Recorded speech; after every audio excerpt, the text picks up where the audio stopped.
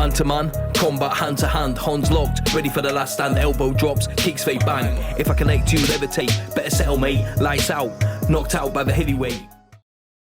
Toby from Heavyweight MMA today here with Mr. Doug Vicious Viney for a little bit of a chat, man. Thank you for giving me your time. No, all good. Thank you for inviting me. So, bro, as we just started to talk about, you got Brad Riddell fighting Rafael Fiziev today, man. What are your thoughts on that one coming in? I think that's going to be one heck of a brawl. You know, I can't wait to watch this fight. I can't just see it. I love seeing Brad scrap, you know, so it's going to be a good fight. Exactly. And two kind of masterful stand-up fighters against each other. You don't always get to see that in UFC, hey? Nah, but you know, that's always what the people want to see, you know what I mean? So, nah, yeah, I can't wait for this fight. Yeah, that's awesome, man. Okay, getting back to you, man. New Zealand kickboxer, boxer, MMA fighter, known for your powerful hands, man. Also, a big part of City Kickboxing over there, co-owner, I'd heard. How do you handle all the lads down there, man? You got a massive team. Yeah, but I think like me and Eugene, we do pretty good at working together. Like, you know, he looks after all the MMA boys, and I just look after myself now. No, we look after the boxers and kickboxers. So it's kind of funny, you know, because our gym first started as a kickboxing gym, and now we've kind of just branched out to bringing all the other martial arts like jiu-jitsu, wrestling, and MMA and boxing. Yeah, so it's kind of cool how it's just developed, you know. So yeah. Do you ever think about that the name City Kickboxing, like, damn, we should have called it like City MMA or something?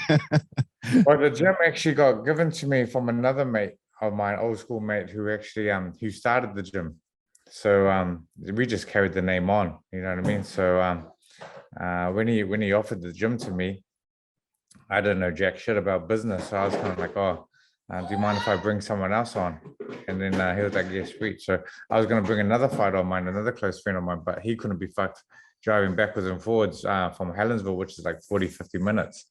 He couldn't be bothered driving that every day. So then I was looking at who else to bring in. And then Eugene, I saw Eugene and I was like, oh, hey, I got this gym. If you like it, come check it out. And then if you like it, we'll go 50-50. And then everything's just gone from that. That's awesome, man. I actually came down there. I went over and back then I had a little bit of connection with Dan Hooker because he'd fought over in Macau. And I came down to watch Eugene hold pads for him. And I sat on the side watching one of the classes, man. You guys have got a mad feeling there, a good vibe, you know, CKB. Such a big crew too, man. Like it's got a real intensity in there. I watched a sparring class and you must have had like 40 people and all of them showing some good technique in that, man. So you're doing very, very well, eh? We're just very lucky. You know, that shit doesn't come through luck, bro. Too much skill in there, you know, too much skill. We'll say a bit of both, eh? Bit of both. Yeah. That's it, man. Yeah. So I wanted to talk a little bit about your background to start, man. Like how you all came up. Online it says you're born in Auckland, New Zealand, and you got a bit of Tongan heritage, man. Can you talk about how it all started for you as a young'un? I was actually born in Opuriki, down the line, not in Auckland. Yeah. Okay, so that was wrong. Yeah. So I was born in Opuriki, and then I was pretty much my parents were pretty useless at raising me, so they just handed me off to my grandparents. And so then I was pretty much just raised by my grandparents to a time I think I got too hard for them because they also had their own kids, like, you know, they had 4 kids. Yeah. So they bring another lady in from Tonga. I think she was like only 16 years old. And they brought her in to help look after me. And then she ended up being knocked on years later and ended up being one of New Zealand's longest overstayers. So, but I still keep in contact with her. I still check on her, and then it's I don't know now, what to say. Was it as a youngster? What sort of thing was it that started you into fighting and training, sort of combat sports, man? Oh shit! So probably like how my grandma had 3 sons. They used to bully me and beat the shit out of me, and I used to always say, "Well, when I get older, I'm gonna beat the crap out of you." So then that always led to another hiding. But when I think I got booted out of college, and then I ended up Lolo Heimuli is my uncle. So I went and saw him. After I got booted out of college, and I wasn't doing it just for I wanted to fight. I just thought I would just go there to train because I actually went there. My auntie that came from Tonga, she took me to Lolo like when we were 10 years old.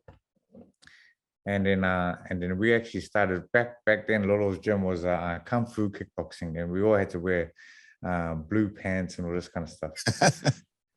Yeah, a real kung fu kind of outfit kind of stuff.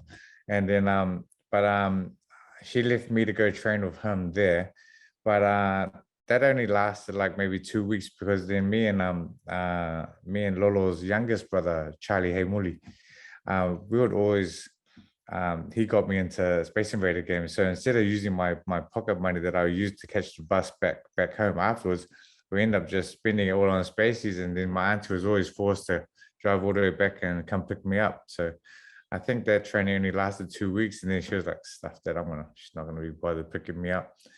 So yeah, so I went back to Lolo when I got booted out of college, and I think I mucked around for the first year, just coming in and out doing whatever. But then I think the year after that, that's when I started hanging more out with Ronnie Seffel, Ray Seffel's younger brother, and we started training. We were working together and we were training together. So they kind of gave me they taught me the real effect of how to train properly. You know what I mean? So I didn't know jack shit before, but Ronnie and Ray, they loved training, and I was just learning and copying what they did. So yeah, it probably took me 2 years in the beginners class before I got promoted into the fighters class. And then from there, yeah, just everything went. Yeah. Yeah, man. Can you talk about back in those old days, man? Like you mentioned about it, there was like that kung fu base in a lot of schools around the place because that was the type of fighting that was available, like a kind of kick kung fu tournaments and stuff. Can you talk about, like you mentioned also back in the day, Jason Suddy, the Sefo brothers, etc., being your big brothers? Can you just talk about what was the differences back then compared to then to now? It must be very different, right? Yeah, well, like, I saw one videotape of Lolo's brother Albert Heimuli, and you could see when he was going to fight, there was no ring back in those days. All these guys, they wore their kung fu outfits, and they stood in a square in a gymnasium floor. So the ring was a gymnasium floor, wooden floor. And then the punch I see Albert do, Albert just does this beautiful straight right. Knocks the guy out, but you see his head just bounce off the floor, and I was like, shit. Yeah, so they called him the hitman. So yeah, that guy got hit, so, and then but yeah, everything's I think those were the good old days. We used to all, like with me, Jason, Ronnie, Ray, we all had good times, and our favorite sparring partner to practice beating up on was Mike Ango, because Mike Ango was always he was fit and he was always fast, and so we always thought, yeah, man, let's go beat this guy up. But if we could beat him up, then we would know we're fit, because Mike Ango, he was a machine. It was kind of like when we went to do a track, he was always in the front. So if an outsider was looking from the outside, they would just see a whole bunch of islanders chasing one white guy. You know what I mean? So yeah, our goal was to always try and be fitter than Mike Ango. So it was always good to see if we can give him a beating. Yeah. But yeah, it was good times, and good character building, I guess. Yeah, man, you mentioned about that fight. I remember one early day fight I'm from Australia, back in Australia. And there was a fight, like a full Muay Thai show on a squash court with just a couple of mats on the ground. And there's guys getting punched. Their head would go back and smash into the wall, and they'd come back and fight. It was just insane, compared to now. Like, they would never allow, actually, it wasn't sanctioned or anything. It was just a fight. If anyone died, someone would have been in a bit of trouble, Yeah, the rules, I think rules back then were completely different. Like, I remember seeing there's another old school fighter, Hiriwa Rangi, and he was having an MMA fight against I think it was against Dion Crouch or someone else. And Hiriwa Rangi fully has him fully mounted, and then he just pins his arms, and next minute you just see him doing headbutt, bang, bang. And I think Dion's partner was like, stop the fight. But Hiriwa is like still looking at his wife while he's still headbutting his his opponent. So yeah.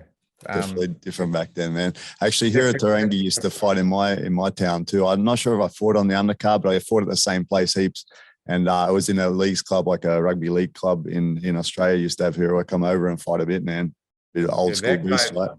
Yeah, that guy's fought everywhere. You know what I mean? It's like he's had over 100 fights. So he's a definite legend. So he was a big friendly man. And back then was that time when people were just switching over to using leg kicks and that. And he was one of those guys that was coming in with a heavy kickboxing, heavy Thai boxing style against some of the kickboxing style, right? I remember seeing him chopping big leg kicks before people were really doing them so much, you know? Yeah. Like, and because everyone used to think Andrew Peck was the hardest kicker, but I fought both of them, and I still say Hiriwa Rangi kicks a lot harder. And if you watch Hiriwa Rangi and Andrew Peck, Hiriwa beats Andrew Peck, with leg kicks, you know what I mean? So I still think, Hiriwa Rangi was one of the hardest leg kickers.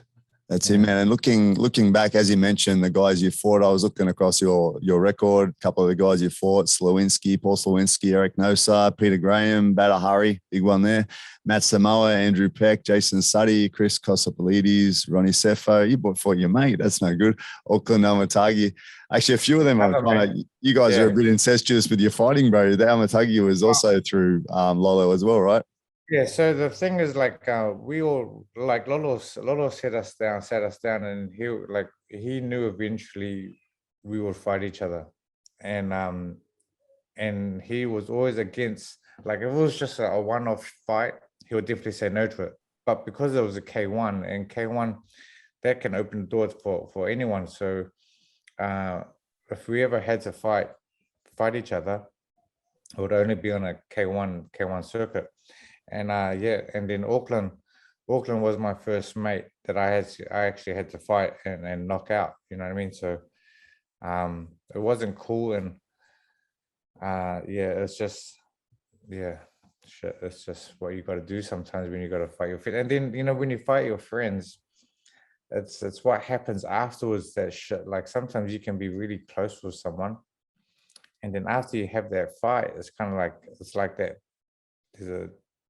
There's a bit of stalemate, like it's like you kind of start losing contact with your mate, you know what I mean? So it's I've realized those moments after you fight some of your friends, and it's kind of shit, but like, if you can still rekindle that friendship afterwards, then that's a beautiful thing, right? Yeah, man. Actually, that's an interesting dynamic, because I haven't actually heard that before. Usually it's the other way around, right? Like two guys that don't know each other fight, then they're friends. But yeah, it's a reverse dynamic of it, right? Because you're already close, and then you put into a situation you don't really want to be in. Someone wins, someone loses. There's a bit of different dynamic in there, man. That's difficult to deal with. Yeah. So like me and Jason Suddy, we were tight, and then even before that tournament, you're even here after the speech. Me and him are having dinner before the fight, and then after that fight, after me and him had that fight, it's kind of like we kind of lost contact, you know what I mean? But I still respect Jason Suddy, because Jason Suddy is one of those guys that he was there for me when no one else was. So and I've told this story before. It's like, I used to be a naughty boy, and I needed like $1,500 to pay for my lawyer.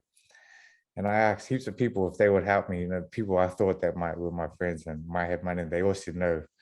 But Jason Sutter was the only one that fronted up. And then he goes, yeah, sweet. And then he gave me the money to pay for my lawyer. So like guys like that, you got to always cherish and remember the guys out there for you. You know what I mean?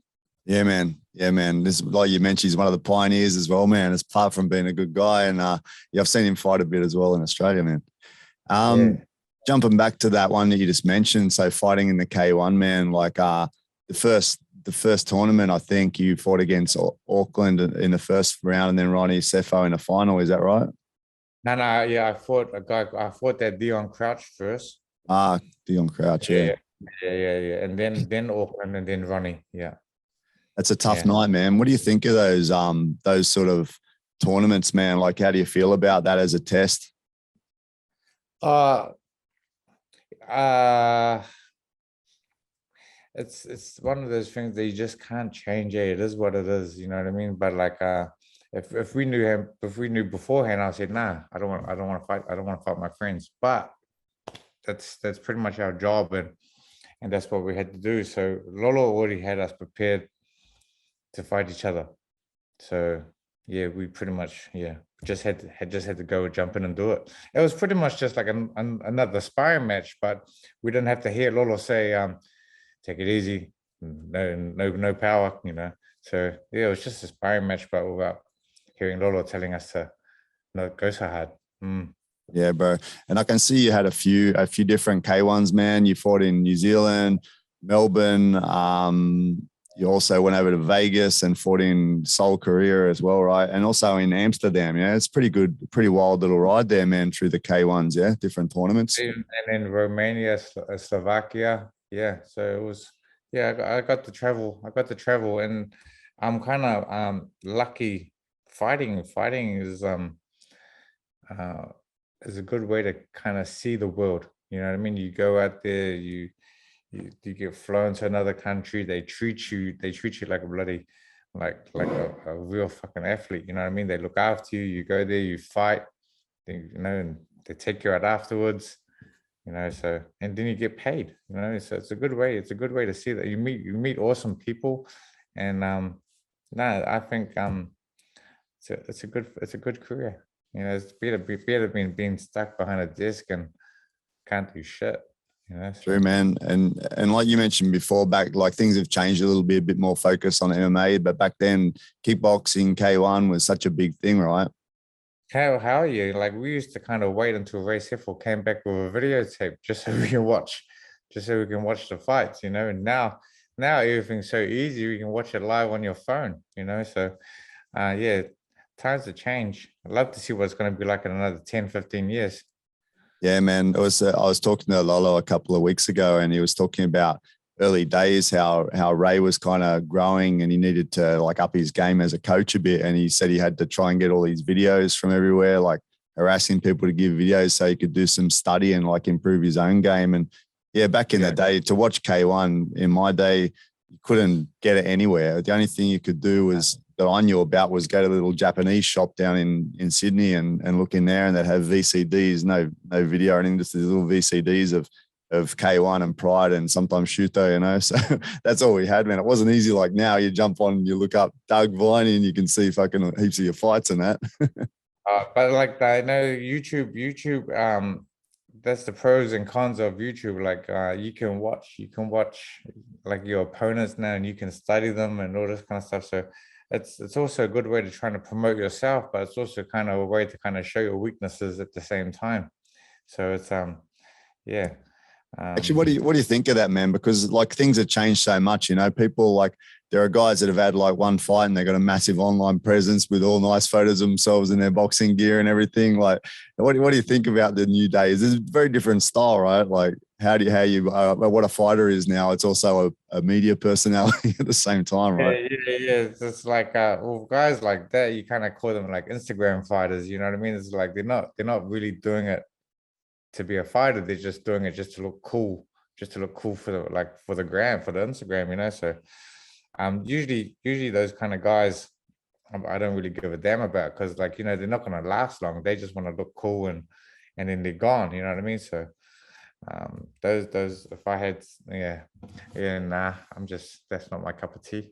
And then on the other side, you got guys that can fight, but also use that to make more money now, right? Like it's a big part of the game. Someone like Izzy can you know put his face out on media, get his personality out there, and gain a lot more people watching, be it they love him or they hate him, right? And 100%. And usually the ones that hate him more will be the ones that are willing to pay more, you know. So like I think we were there for that Manny Pacquiao and Mayweather fight, and the ring announcer was like, "Make some noise if you live in Vegas." It was dead silent. There was like, you know, no one was there. No locals were there. It was all like, you know. And then he was like saying, "Oh, make your noise if you're here to support Manny Pacquiao," and everyone went off. And then he went, "Oh, make some noise if you're here to support Mayweather." Dead quiet. So that's just all the haters that just came to bloody, all his haters came to watch him get a hiding. Yeah, man. And just on that, man, like heaps of the CKB guys are doing pretty well now. Like you see slowly the personalities coming out, slowly they're getting a bit more grip on this whole media side, right? Like someone like Dan, Kai, Rad, you can see them all progressing slowly and that side of things, because it's kind of foreign to most people, like you can't most people aren't a natural Conor McGregor or something, so it takes a bit of time to get used to it, Yeah, definitely it does take a lot of time. I think you're either born with it just to talk on camera or not. Like, so I don't really like this. I'm not comfortable talking on camera, but fuck, I got to try it sometimes. I told you, I didn't like this shit, but fuck yeah, I'd give it a crack. You're a good bro. You haven't sworn once yet. I'm fucking amazed. Fine. I'm like, I try sometimes when I'm talking. I don't even want to look at you. I'll just. Yeah, actually, one person I've been trying to get on for a long time. I don't know if you're a mate of his or not, Carl Webber. I've been struggling, man. Yeah. It's funny, guys like you guys. In your past, you've fought against killers. You stand up in the ring in front of all these people, but a fucking camera scares you, motherfuckers. It's crazy. 100%. Fine. We're like talking in public or in the camera is fucking shit. Like I even back in college, when it came to doing a speech in class, I couldn't even bother. I couldn't even be bothered standing up. I'll just take the punishment. And I was like, fuck that. Yeah. So, that's funny, man. Hey, one thing I want to talk about as well, back in 2004, you represented Tonga as a super heavyweight boxer at Summer Olympics in Athens. That's another big one, man. It's another, must have been a good opportunity and a good experience, eh? Yeah, yes, and yeah. Well, yeah, because, it's like when Lolo trained me for the Oceania Games, he trained me like a dog, and then hence my results was good, you know what I mean? But training for the Olympics was shit, and I wasn't happy with it, and yeah, so my results was shit, and then it's even after the fight, I think someone else came up to me and goes, oh, no, look for a little country, because I had to represent Tonga. He was like saying, oh, for a little country to fight against a big country, you got to win by knockout. And I was like, oh yeah, shit. So that's like, thanks. But yeah, I wasn't really happy with my performance. And I didn't even stay for closing ceremony at the Olympics. It's pretty much after my fight, I went out with the doctor, the boxing team's doctor for the Tonga team. Then we went and got drunk, and I was pissed off. And then it's kind of like I thought I was stuck at the Olympics because I just wanted to get the fuck out of there. But then yeah, they was telling me that I couldn't leave and I had to stay for closing ceremony. But then I found out I could leave. And then I pretty much left maybe 2 days after my fight because I was just fucked off with my preparation leading up to the Olympics and everything. So yeah. But it was now when you think about it, it was an honor to be there. Like not many people can say they boxed at the Olympics, but I just wish my whole preparation leading up to that was better, because I think for me to do anything big in the boxing career, that would have been my time to actually do it. So yeah, fuck it. Oh well, man, you achieved something most people haven't, man. That's the thing, like you said, getting to the Olympics. So it is positive one way. Obviously, something you regret in some ways, but yeah, you did it, bro. Something I want to talk about too is looking at one of your old fights. I know the results not so good, so I don't know how you feel about this fight, but Badr Hari, man, I look at that in a positive kind of way, your fight with Badr, man, because, you gave him a bit of trouble that other people didn't. There's something about your footwork and that was messing him up a bit until later in the fight, right? Like he couldn't get a grip on you. Yes. Yeah, and I still believe I won that first round. But what many people won't know was that he broke my jaw in the first round. So right here, it was split right open. You know what I mean? So and then Fai Falamoy and Jason Balmoral, they were in my corner and they wanted to stop the fight. But I was like, no, I'm good. I'll carry on. So I carried on fighting, and then when he catches me with that last punch, he actually shatters this jaw. So I'm on the ground and I can just feel my jaw just shaking like that. And I'm like, oh shit, yeah, I'll take my time for this one. Jesus. So yeah, so I end up getting two pins along here, and I just got a whole plate that just to fix that whole jaw. So the man can punch, bro. The man can punch, eh? Shattering jaws. Wow, yeah, like, you know, well, this part was already broken, so anything that hits there was just gonna shatter. But I had a fight in K1 Romania and an 8-man there, and then I should have, and I actually got caught with a kick, and there's a photo of my jaw out like that. I should have gone and got an X-ray after that fight, because it was not long after that. That's where so maybe I had a fracture there, and I just didn't think about it. You know, I just went straight from Romania, jumped straight into the Vegas one, and then boom. And what other sort of injuries have you picked up through your career, man? A couple of shattered, broken jaws. What else you had? Just ribs, and really, and no, that's. Oh, and then I've ripped that up. So probably I fought a fighter from Croatia called Jordan Javik, and he was like a top fighter from Europe, and it was a really good fight. And then I dropped him twice in the first round, and then he dropped me twice in the second round. But when he dropped me, because he caught me with a head kick, but because I fell and unconscious, I landed on the ring like this, so it tore the ligaments in my wrist. But when I went to get that fixed, and I think that fight was in 2002, I think. And then when I went to go get that fixed, they said, no, there's no point fixing it. Wait until you retire, and then we'll get it fixed. So 15 years later, that's when I get it fixed. But in that 15 years, arthritis was kicking in and all that kind of bullshit. So every time I had to fight overseas or something, I was kind of, oh, is it summer over there or is it winter? Yeah. That would dictate how bad my arthritis or training camp's going to be. Yeah. So Jesus, man, that's no good, eh? Hey, man, obviously. Left hand. Yeah, that's it. You got two hands, right? A couple legs.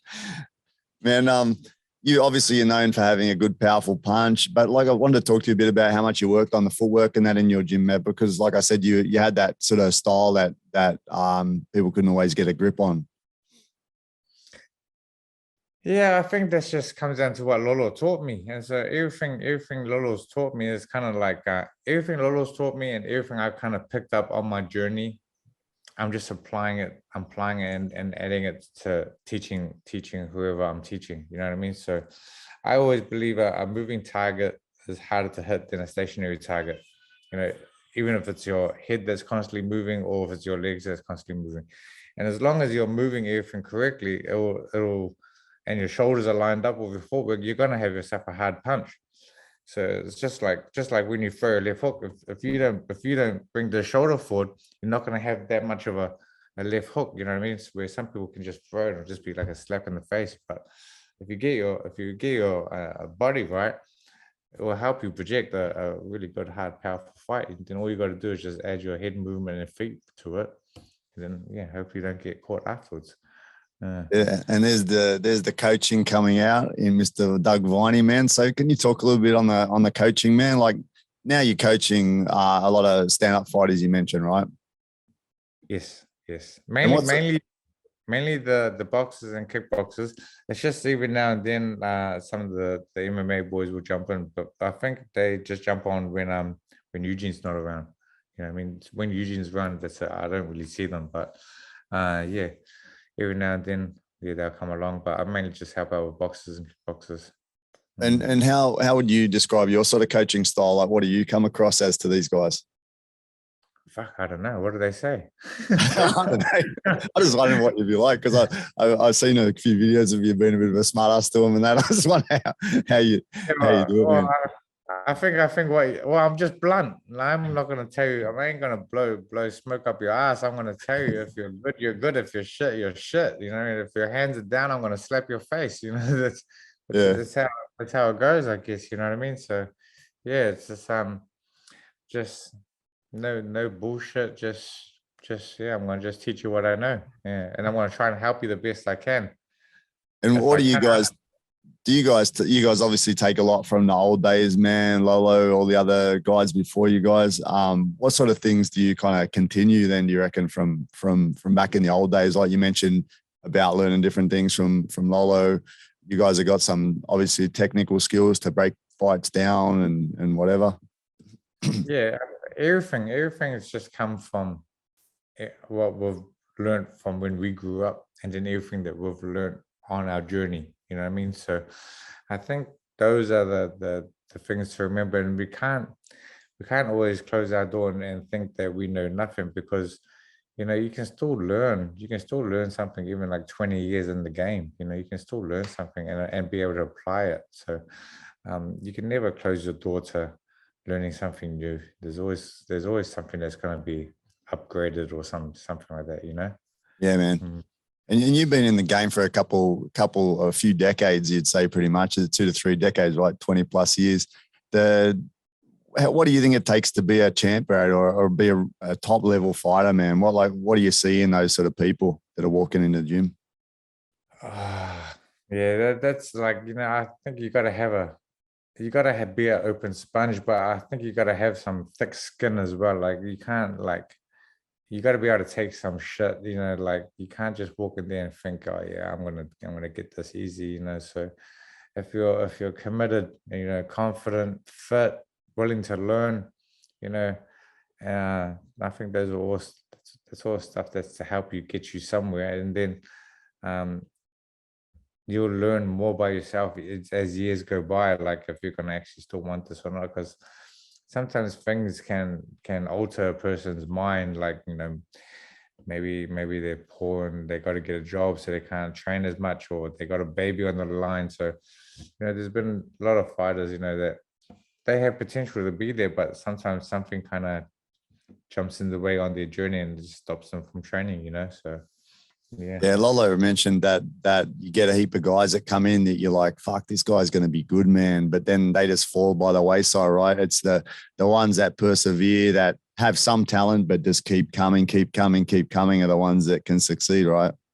Yeah, well, even Lolo had this one fighter that said, who name one fighter that had what it took to go all the way but didn't. And then Lolo said that person. But then we heard the thing that was stopping that person from becoming better was his fear of flying. You know what I mean? So, and then that was a reason why that person couldn't really go abroad to continue his career. But yeah, anything can happen. It's just I don't know. That's true, bro. Hey, just a couple more things to chat about, bro. The way things have changed so much, from the old school training up until now, bro. Like, what are your thoughts on all those new things? Different types of strength and conditioning, people doing saunas, ice baths, following proper diets, hydrating, probably all these things, man. Do you think it makes a big difference to the game? Oh, 100%. So yeah, so when I was training with Ray and that in Japan, that's kind of like one of the things I kind of like about training overseas. You get to learn and see what other gyms are doing. And in Japan, it was perfect. Like, they had like ice baths and saunas and hot pools all there on the next floor. You know what I mean? So straight after our training, we'll shower and we'll go do and that was great for recovery. You know what I mean? For the whole dietary side of it, we've got the fight dietitian that helps us. And that's great, because we never had that back in our day. We just thought we had to run and skip to lose all that weight. So I'm glad majority of all my fights were super heavyweight, so I could just do whatever I want. I just had to make sure I was fit. But doing stuff like seeing someone like the fight dietitian, and then doing the sauna and all that kind of stuff, it's all gonna work just to. Because you don't want to burn yourself out or fucking dehydrate yourself leading up to the fights. So, yeah, man, the whole way was just to starve yourself right before a fight, which is not going to help, man, compared to now. They got all those. And then you'll see some of the old school fighters, they'll be turning up to the press conference and like, their faces all shrunken, and they're like walking like you want to give them a wheelchair or something like that, you know, because that's what they did was they starved, no water, sauna. Yeah, they look like fucking miserable pieces of shit. But then once they got their water in them, they were fucking back to being a fucking lion. You know what I mean? So yeah, things have changed. I actually heard Brad a few times talking about like I saw the fight dietitian Geordie post a few things about the food he's given Brad this week, and it doesn't look too bad, man. It doesn't look like he's starving himself. He's gotten a steak and some, I don't know, it just looked good. The food he was eating, it wasn't too bad. Yeah, but you know it's never going to be enough for an islander to eat. That's just like you need to double or triple their size, you know, to make us happy. Yeah. You have to sneak out and get a second meal after Geordie then. Yeah, hard, 100%. We're gonna make him work harder for his job to get us right, you know. Exactly. Hey man, wanted to understand what you feel about how people should psychologically prepare for fights. Like, how did you prepare? How do you prepare your fighters, man? What's some of the tricks to get into a fight and not being blown away by the whole experience, man?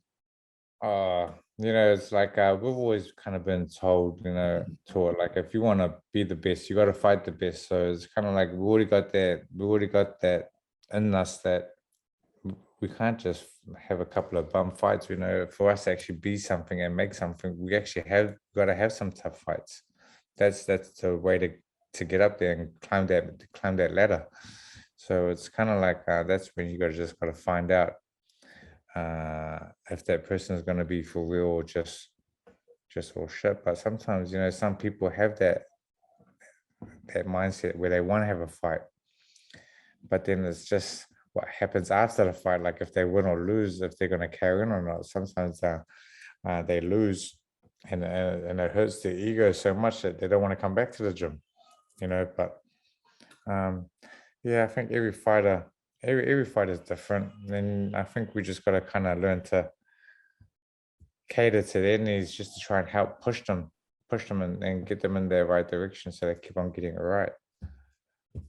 And what did you feel, bro, back when you're on the big stage, bro? Did you just want to get in there and bang, or did you have your nerves yourself, man?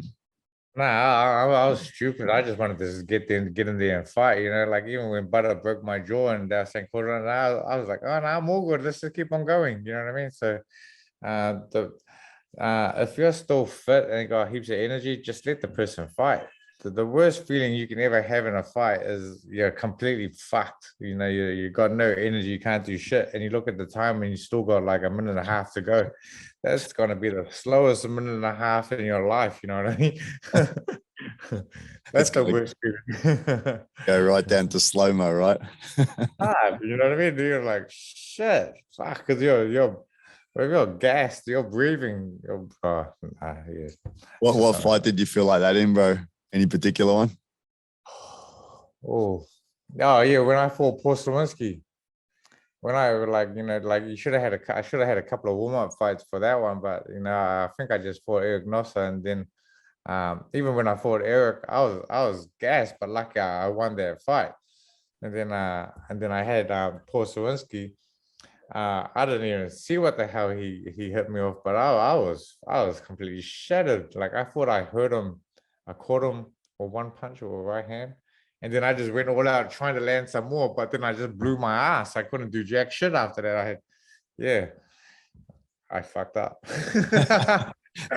Hey, bro, a couple of people mentioned Paul Slawinski having one of the meanest leg kicks. Did you cop any leg kicks off him? I don't remember that fight. I can't remember that fight too. I'll have to have a look back.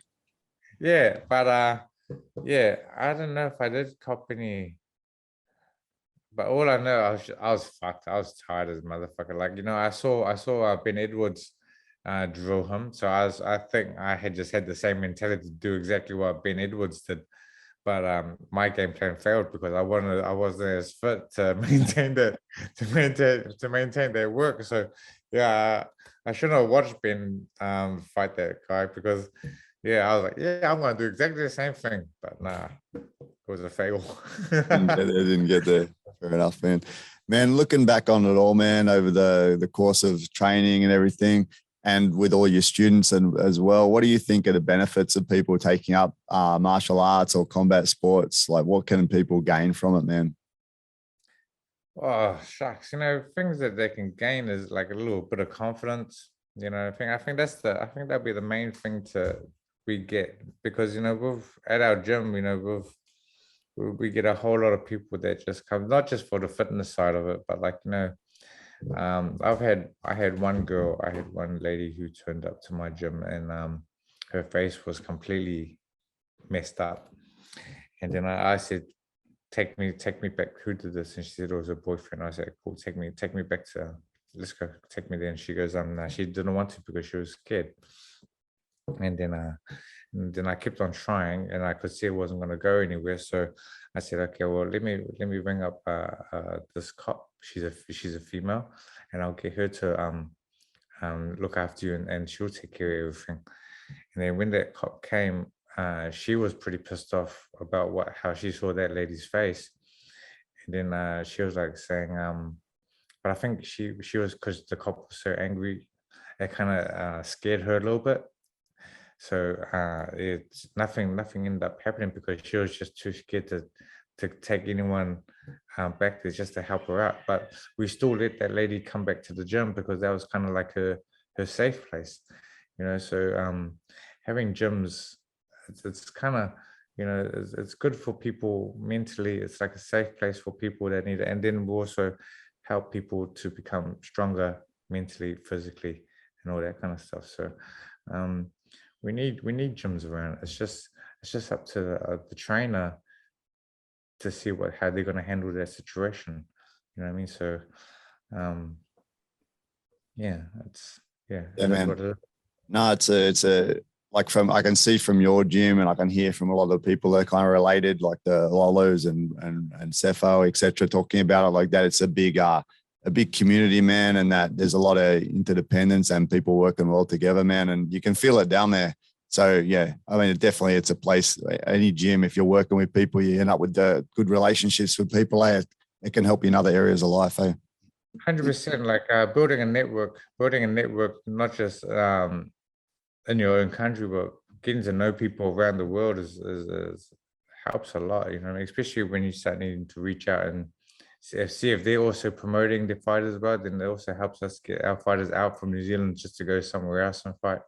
So no, it's the fighting world is a massive network. You know what I mean? So yeah, exactly, bro. I love it. Man, just I want to touch on one thing. I had two questions before I can let you go, bro. Your MMA career, what happened, bro? You kicked it off and it didn't go anywhere, man. What happened back then? How'd that come about, and why you didn't continue? Oh nah, well fuck, back in those times, I wasn't even doing jack shit anyway. Like they rang me up saying what's his name, McSweeney was touring Australia or something, and they were looking for someone to fight him. And I was like, oh, yeah, sweet. Yeah, I'll give it a go. You know what I mean? So I think that's when I started doing jiu-jitsu and all this kind of stuff just to try and figure it out, So the fight was good. The stand-up part was all right. He tried taking me down a couple of times, and then I kept it standing. And then during the fight, I had a stupid idea. And my idea was, let's have a go on the ground.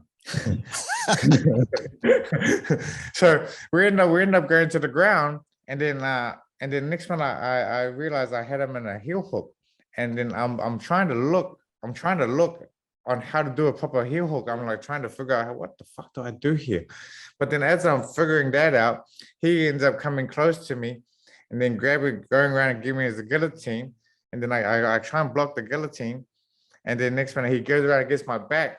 And then next one, he's struggling, he's grabbing me like that. So it's just his forearms around my mouth. Now, before that fight, the ref comes up to me and he goes, oh, Doug, this is your first MMA fight. So if I see you're in trouble, I'm going to ask you, are you in trouble? Just say, I'm okay. Just say, I'm okay, or give me a thumbs up. And you couldn't fucking answer because his arm's around your mouth. Yeah, so going back to the fight, his hair, and he's like, and I'm holding her, and he's like, Doug, are you okay? I can't fucking talk because he's here. So what I do is I take my hand off to give him the thumb up, and as I do that, he sinks in and starts fucking choking the shit out of me. And I'm like, oh fuck. Yeah, so the ref fucked me up on that one. That's a classic, man, that you thought, hey, in the middle of my first MMA fight, I want to take it to the ground and test out my shit. Yeah. Well, you know, sometimes I think in fights, you got to take risks. You know what I mean? So, yeah, I thought I'll give it a go, but I fucked up. Yeah, bro. Hey, and last thing, bro, we already had a bit of a chat on Riddell and Fiziev. What about the big fight for Kai Kara France coming up? Kara France against Cody Garbrandt, man. What are your thoughts on that one? Well, you know, that guy, he's coming down to Kai's division. You know what I mean? So that could be a bonus. That could be a bonus for Kai. Like, I don't think that guy's ever been that light before. And Kai right now is fit. He's strong, you know. So I was talking to Kai's conditioning coach, and he was telling me, yeah, if Kai's ready to go, he's ready, you know. So that could be a good fight, you know what I mean? And Kai at that weight is strong. That guy's coming down. He's coming down, losing weight, which usually guys go up for weight. It's kind of funny that he's actually coming lower. So yeah, so it'll be. I don't want to make predictions, because every time I predict and then I go to the TAB to make a bet, I'm shit. So it's better I just rather just sit back and just wait to watch a really good fight. You know what I mean? And so yeah, so I definitely think I'm always gonna bet on my boys to win, because I always believe they can win. You know what I mean? So I think both fights are going to be crackers of a fight. You know, the stand-up part is going to be awesome. That's all. I think I'm just talking about what I want to see. I just want to see them both just stand there and just bang the shit out of each other. And yeah, I'll get my popcorn ready and I'll just sit back and wait. Go. Yeah. Let's hope Cody's got a little bit less fluid around his brain and goes out easy, man. Kai cracks him and he falls over.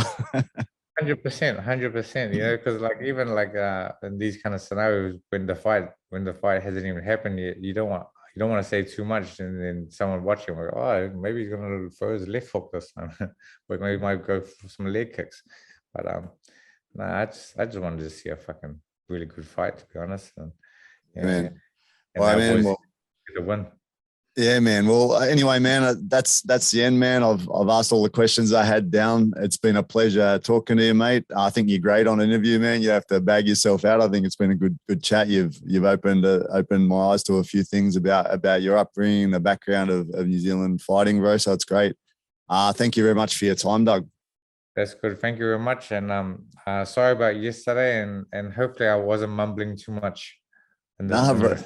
No, bro, it's been fine, and that's no problem, bro. We caught up today, so it's all good. Actually, on that note, man, you're one of obviously a very strong part of the New Zealand fight scene passed away. It was Alapati Afua. I don't know how to say the name, sorry, but rest in peace to the man. And I see so many comments and that about him. So much love from New Zealand, right?